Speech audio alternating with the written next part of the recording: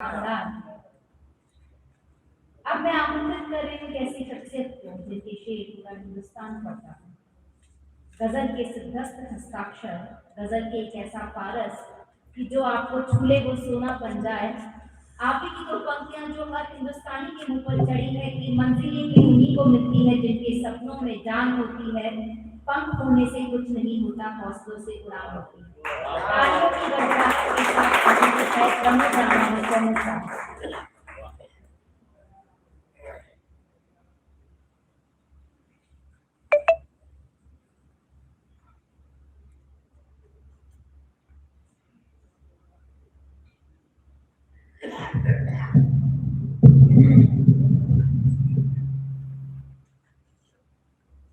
आप सभी को प्रणाम करता हूं। मुझे मेरी दो पंक्तियों से बुलाया गया। गजल है पूरी, सिर्फ मतलब पढ़ा है, इसका एक शेर पढ़ देता हूं फिर शुरू करता हूं।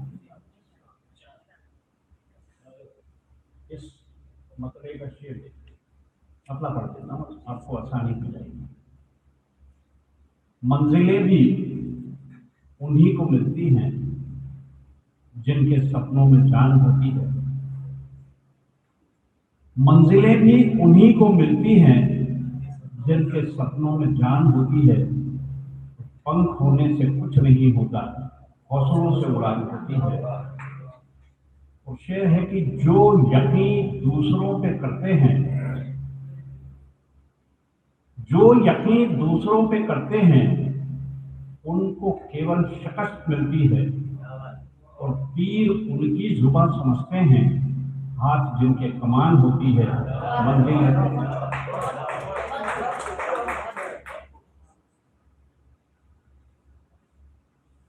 शुरू होने से पहले मेहरा जी मुझसे कह रहे थे कि 10 बजे खत्म करना है। अभी जब मुझे बुलाया गया, मैंने घड़ी देखी तो 10:15 बज रहा है। तो मैं पहले तो ये पूछूं कि मेरे हिस्से में कुछ बच रहा है कि नहीं, और अगर है तो कितने मिनट में।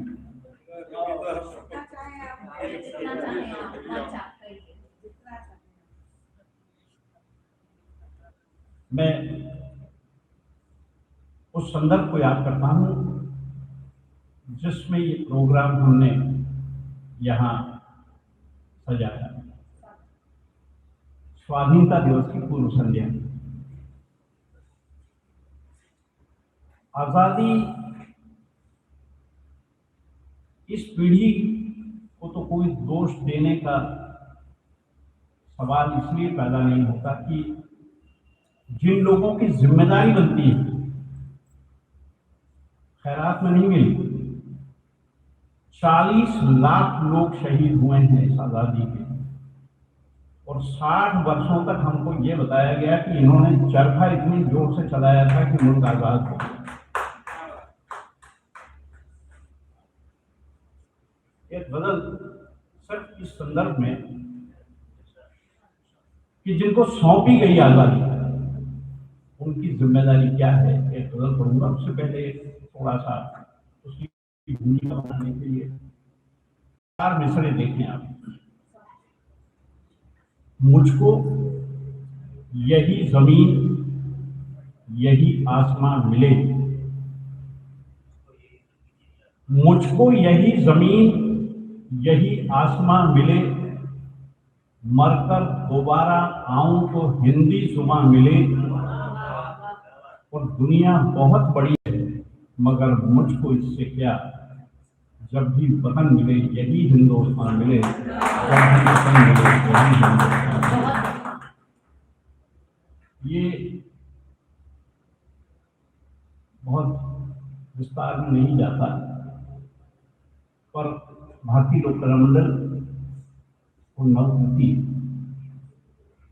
ये वो 2 धाराएं हैं जो हिमालय से चल के इलाहाबाद तक आई हैं, दिखाई पड़ती। तीसरी धारा विलुप्त सरस्वती जो दिखती नहीं है, वो इस मेवाड़ की शौर्य की गाथा है। और ये प्रयाग हो गया है, ये मंच इतना पवित्र हो गया है कि इसको हम संगम की तरह महसूस करें। तो मैं 4 पंक्तियां पढ़ता हूं उन शहीदों के नाम पे जिनके नाम भी हमको नहीं पता, पूरे देश को नहीं पता, और उन्होंने कुर्बानियां दी। 4 मिसरे देखने।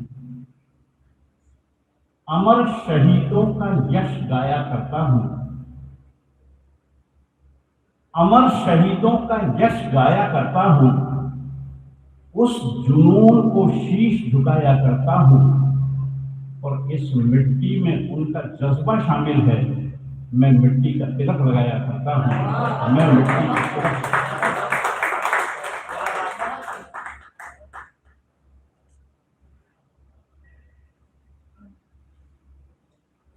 गजल की 2 पीढ़ियां इस मंच पर मौजूद हैं और बहुत अच्छी गजलें भी हुई। मुझे बड़ी उम्मीद जागी कि उदयपुर में आने वाले दौर में गजल का जो वक्त है वो बहुत उजला दिखाई पड़ रहा है। शेर जो होता है वो गजल की बुनियाद होता है। मैं गजल पढ़ने से पहले आपको कुछ मुख्तलिफ अशार, देखिए आप कैसे शेर बात कर सकता है। तो शेर सुनाने की इजाजत है। शेर देखिए। अमन कमेटी की बैठक में जाने पर यह पता लगा, जब भी कोई त्योहार होता है तो प्रशासन और पुलिस मिला के शांति समिति की बैठक बुलाते हैं, वहां से एक शेर निकालते हैं। अमन कमेटी की बैठक में जाने पर यह पता लगा, जिनसे अमन को खतरा था वो सारे लोग थे बैठे।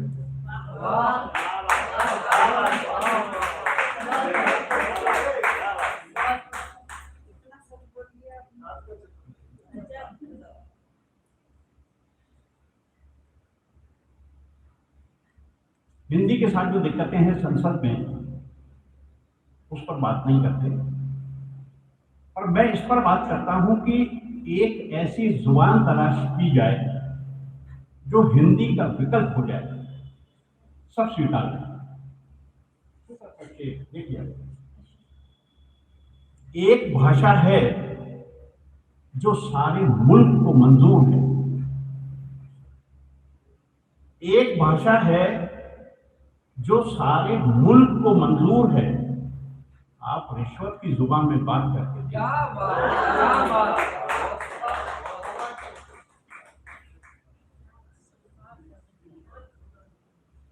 एक और शेर, ये जो राजनीति है ना, इसमें जो चीज जहां दिखाई पड़ती है वहां होती नहीं है, और जहां होती है वहां दिखाई नहीं है। इसको एक बात शेर में कहते हैं।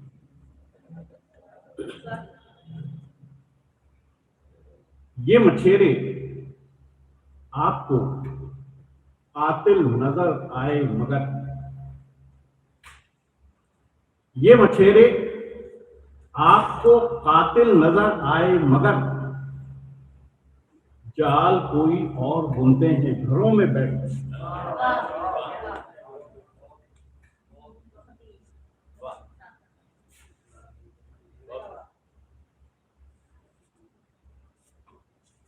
एक और शेर,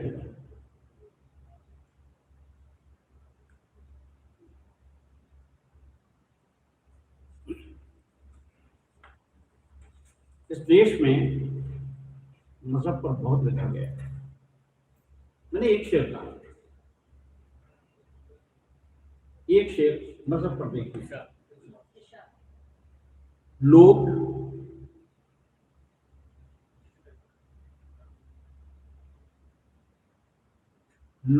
मजहब लिख रहे हैं खंजरों से, खून से।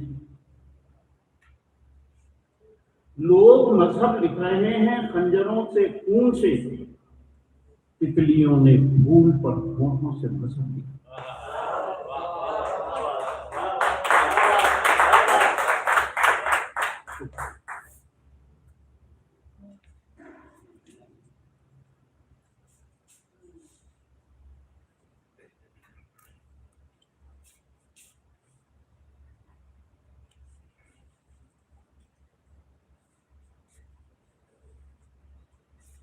चलिए गजल सुना देता हूँ।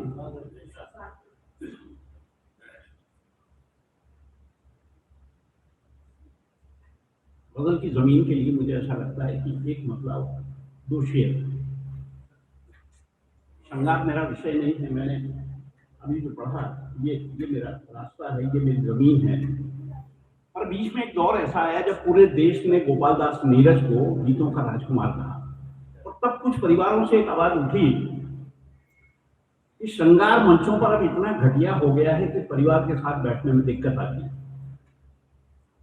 मुझे ऐसा लगा कि ये पूरे लिखने वाले लोगों के लिए एक चैलेंज है, एक चुनौती है। यह गजल मैंने हिंदी में कही है, एक मतलब दो शेर उस गजल के सुन लीजिए आप। ये नीरज जी की तरफ से मैं सफाई बचाव, देखिए मतलब देखिए। प्रिय अजंता शैल शिल्प की अंगड़ाई सी लगती हो, प्रिय अजंता शैल शिल्प की अंगड़ाई सी लगती हो, तुम यमुना में ताजमहल की परछाई सी लगती हो। प्रिय अजंता शैल शिल्प की अंगड़ाई सी लगती हो, तुम यमुना में ताजमहल की परछाई सी लगती हो। और शेर अर्ज किया कि पीड़ा क्रंदन और रुदन के महाप्रलय के बीच प्रिय, पीड़ा क्रंदन और रुदन के महाप्रलय के बीच प्रिय, तुम बिस्मिल्लाह खां साहब की शहनाई से लगती हो।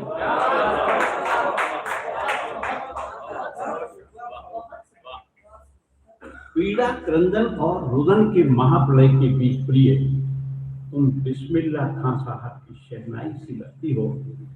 और तीसरा शेर जो मैं सुनाने जा रहा हूँ वो मैंने रामचरितमानस से एक मिथकी शेर उठाया। देखिए आप बात कैसे कहता हूं मैं। पैर धुलाकर खड़े राम के असमंजस सा मेरा मन,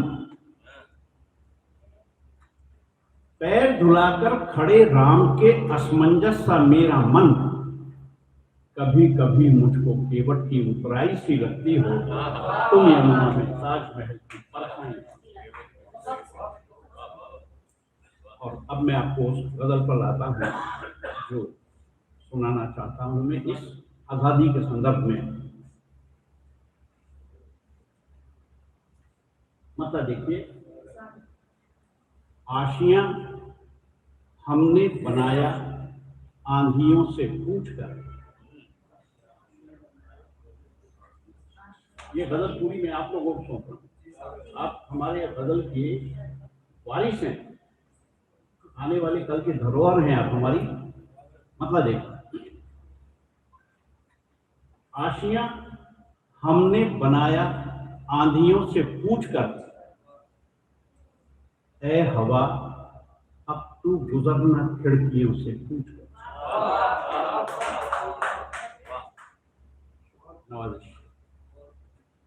आशियां हमने बनाया आंधियों से पूछकर, ए हवा अब तू गुजरना खिड़कियों से पूछकर। तो शेर से कि बागबां हैं आप गुलशन के वहां तक ठीक है, बागबां हैं आप गुलशन के वहां तक ठीक है, फूल को छूना यहाँ की तितलियों से। बहुत अच्छा समझाया आपने, बहुत अच्छा।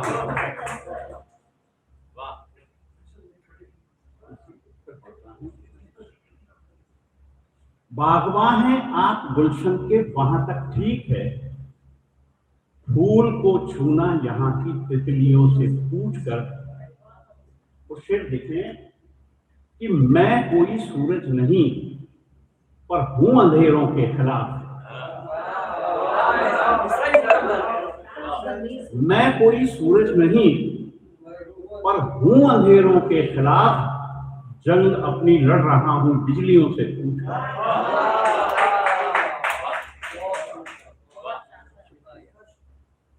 मैं कोई सूरज नहीं पर हूं अंधेरों के खिलाफ, जंग अपनी लड़ रहा हूं बिजलियों से पूछकर। और ये शेर देखें कि आप मजहब और दंगों की सियासत कीजिए, छूट देता हूं, आप मजहब और दंगों की सियासत कीजिए, शर्त इतनी है फकत इन बस्तियों से पूछकर।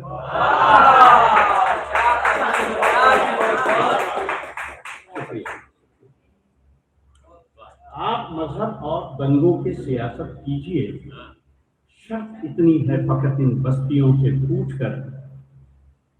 और ये से देखिए,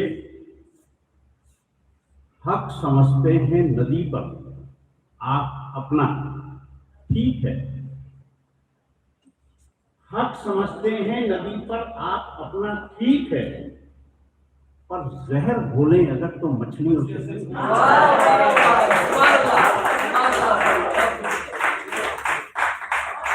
हक समझते हैं नदी पर आप अपना ठीक है, पर जहर घोले अगर तो मछलियों से पूछकर। और एक बारीक सा नक्काशी वाला शेर आपको बहुत अदब से पेश करता हूं। सरहदों के नाम धरती बट गई सारी मगर,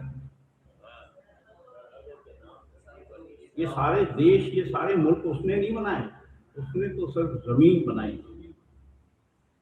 सरहदों के नाम धरती बट गई सारी मगर, आसमां की बात करना पंछियों से पूछकर।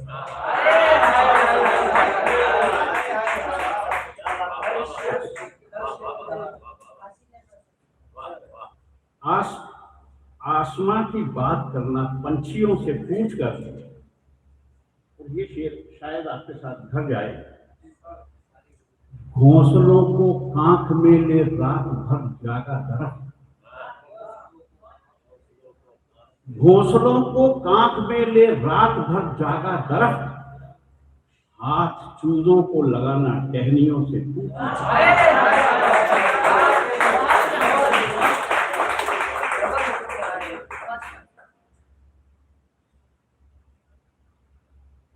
घोंसलों को कांख में ले रात भर जागा दरख्त, हाथ चूजों को लगाना टहनियों से पूछकर। और इस गजल का आखिरी शेर, बाप हैं तो बेचिए मत, बाप हैं तो बेचिए मत, जिंदगी अनमोल है, फैसला कुछ भी करें तो बेटियों से।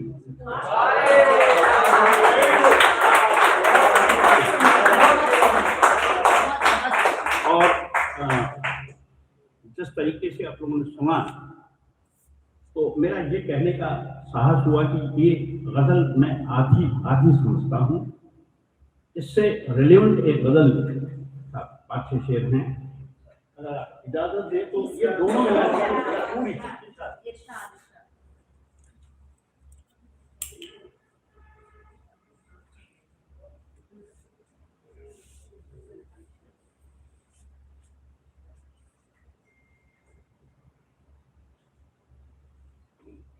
उसके पैरेलल सप्लीमेंट समझ लें, और इसका तरीका और इसका अंदाज और कहन सब बिल्कुल अलग है। मैं खासतौर से आप लोगों को, और इन सबका तो आशीर्वाद मिल ही रहा है। देखिए आप गजल देखिए, आप कहाँ से उठी है ये देखें। रोटी की खातिर जीते हैं, रोटी पर मर जाते लोग, रोटी की खातिर जीते हैं, रोटी पर मर जाते लोग, दिल के अंदर झांक सके वो नजर कहां से लाते लोग। रोटी की खातिर जीते हैं, रोटी पर मर जाते लोग, दिल के अंदर झांक सके वो नजर कहां से लाते लोग। देखिए आप, इसमें आपको अपना लोकतंत्र दिखाई पड़े तो मुझे लगता है कि मैंने ठीक कुछ किया है। अपने हाथों जीभ काटकर उनके कदमों पर रख दी, अपने हाथों जीभ काटकर उनके कदमों पर रख दी। अब तो आका के हुजूर में केवल हाथ उठाते लोग। अब तो आका के हुजूर में केवल हाथ उठाते लोग। और शेर देखें, दंगों और जुलूसों में तो भीड़ बनाकर चलते,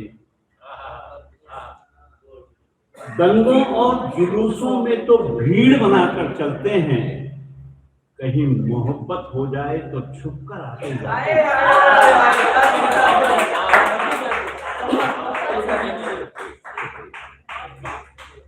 दंगों और जुलूसों में तो भीड़ बनाकर चलते हैं, कहीं मोहब्बत हो जाए तो छुप कर आते जाते लोग। ये शेर, दिल के अंदर की कालिख का अक्स झलकता माथे पर, दिल के अंदर की कालिख का अक्स झलकता माथे पर, उसे छुपाने की कोशिश में चंदन बहुत लगाते हैं।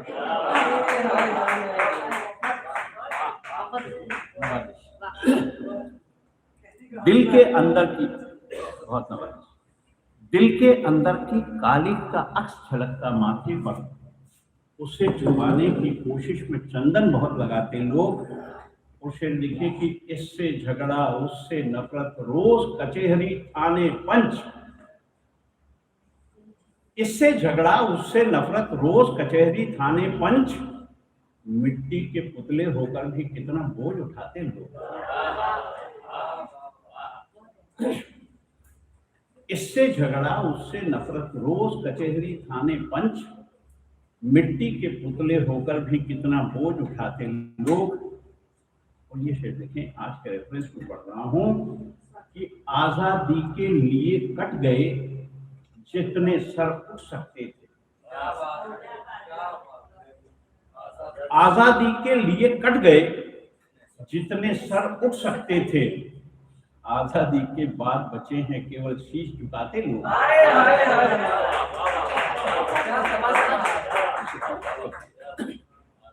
आजादी के लिए कट गए जितने सर उठ सकते थे, आजादी के बाद बचे हैं केवल शीश झुकाते लोग। और इस गजल का आखिरी शेर देख लें कि जिससे सारी उम्र न बोले उसके भी मर जाने पर, जिससे सारी उम्र न बोले उसके भी मर जाने पर, 2 मिनटों का मौन साध कर रिश्ते खूब निभाते लोग।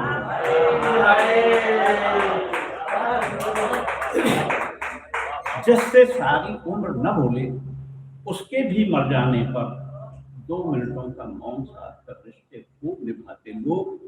रोटी की खातिर जीते हैं, रोटी पर मर जाते लोग।